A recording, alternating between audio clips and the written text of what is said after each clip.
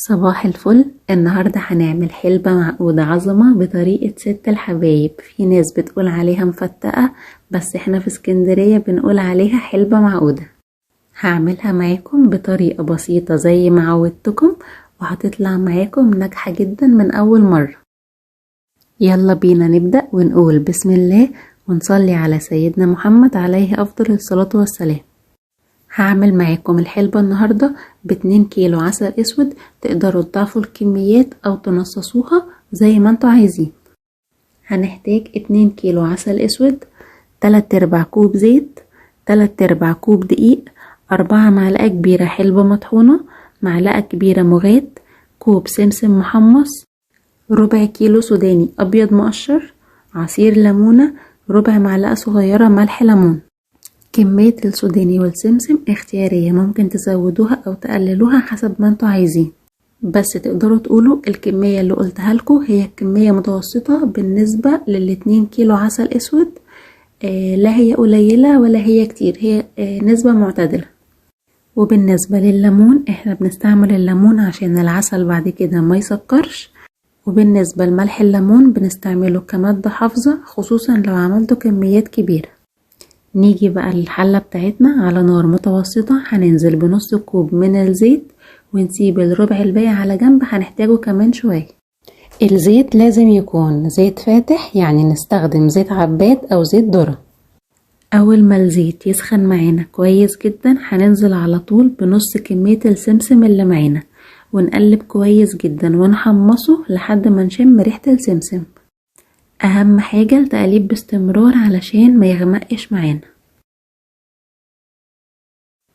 بعد كده هننزل على طول بكمية الدقيق اللي معانا ونقلب باستمرار. هنفضل نقلب الدقيق كويس زي بالظبط ما نكون بنعمل البشاميل كده. واحدة واحدة هنلاحظ ان الدقيق لونه بدأ يصفر معانا. اهم حاجة في الحلبة هي التقليب باستمرار، هي الحلبة كلها تقليب. علشان كده يفضل ان احنا نعمل الحلبة في حلة ألمونيوم او ستانلس، علشان احنا بنقلب فيها كتير جدا. وكمان يفضل ان احنا نقلب فيها بحاجة معدن زي المضرب اللي انا بقلب بيه ده، او بمعلقة معدن. هو انا سألت ماما بصراحة ليش معنى حاجة معدن يعني، فهي قالت لي احنا تعودنا على كده، وهي طقوس لازم نعملها زي ما هي. فهي فعلا الحلبة طول عمرنا بنعملها في حلة ألمونيوم او ستانلس. وهي كمان بتقولي ان ده بيفرق جدا في طعمها عن ان هي تتعمل في حاجة تانية. فاحنا ايه بقى، خلينا ماشيين مع الطقوس بتاعة الاجداد علشان ايه ناكل حلبة عظمة زي اللي كنا بناكلها منهم. زي ما انتوا شايفين اللون كده اللي وصلنا له للدقيق كده، الدقيق تمام جدا. ننزل عليه بعد كده بالحلبة ونقلب باستمرار، ومعاها على طول معلقة المغات. المغات دي حاجة اختيارية، بس بتفرق جدا في الطعم وبتزود الفايدة بتاعت الحلبة. ريحة الحلبة بجد تجنن في الحلة. نفضل نقلب باستمرار كده الحلبة مع المغات حوالي 3 دقايق. طبعا الحلبة من الأكلات الشتوية اللي بتدفي جدا جدا في الشتاء. وكمان الناس اللي عايزة تتخن يعملوا الحلبة دي وياكلوا منها، بجد حلوة جدا لان هي تعتبر علاج للنحافة. هما بس لو شموا الريحة وجمالها هيتخنوا على طول. كده احنا قلبنا الحلبة والمغات كويس جدا. ننزل بقى عليهم بالعسل الاسود.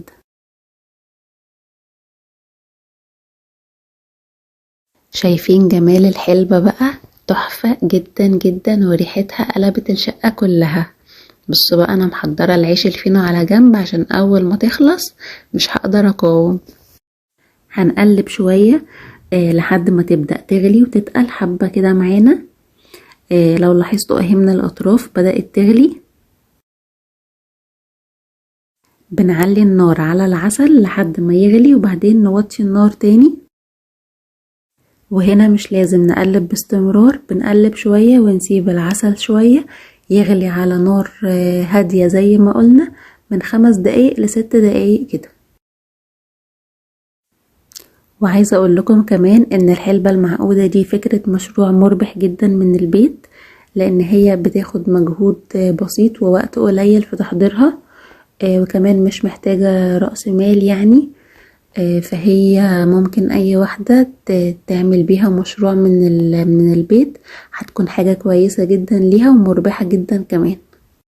وهنا بقى تيجي اهمية ملح الليمون، لان هو يعتبر مادة حافظة. فاي واحدة هتحب تبدأ المشروع بتاع الحلبة المعقودة لازم تحط فيها ملح ليمون علشان يحافظ عليها اطول وقت ممكن. وطبعا عصير الليمون زي ما قلنا عشان العسل ما يسكرش. كده سيبناها تغلي حوالي 6 دقايق، بنختبرها بظهر المعلقة، بنعمل خط بايدينا بالشكل ده كده. لو الخط ملمش على بعض تبقى كده الحلبة جاهزة وزي الفل. اخر حاجة هنزودها عصير الليمون وربع معلقة صغيرة من ملح الليمون، ونديها تقليبة بسيطة كده ونبعدها من على النار خالص. نبدأ بقى نحمص السوداني والسمسم في طاسة على النار. هننزل بشوية من الزيت اللي هم ربع كوباية الزيت اللي احنا شلناهم على جنب في الأول.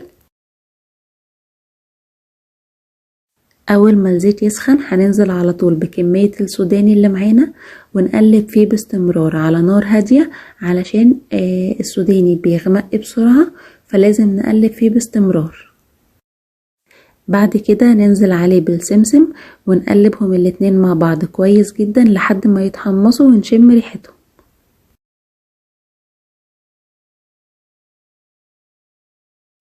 كده السوداني والسمسم تمام جدا. ننزل بقى بالسوداني والسمسم وهم سخنين كده على الحلبة على طول. هتلاقوا الحلبة عملت تش هي هتعمل كده فعلا، ده معناه ان هي كده زي الفل. نديهم تقليبة كده مع بعض ونسيبها تهدى على جنب شوية وما نغطيهاش. ريحتها بجد حلوة جدا جدا.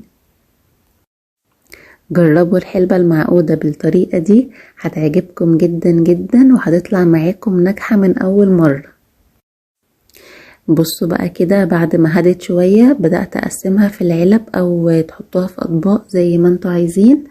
انا قسمتها في علب كده بالشكل ده. بصوا شكلها حلو جدا ازاي. عايزين دعوة حلوة بقى كده لست الكل عشان هي هتشوف الكومنتات.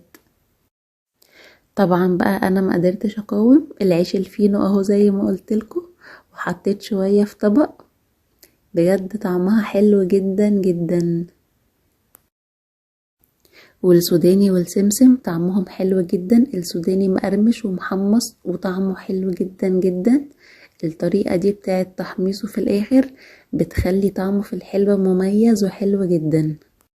اتمنى تكون طريقة الحلبة المعقودة النهاردة عجبتكم، وهستنى رأيكم فيها في الكومنتات. ولو حد عنده اي استفسار يكتب لي كومنت وهرد عليه على طول. وما تنسوش بقى اللايك الحلو بتاعكم، وكمان تشتركوا في القناة وتفعلوا زر الجرس عشان يجيلكم كل الوصفات الجديدة. شكرا جدا ليكم والف هنا على قلبكم.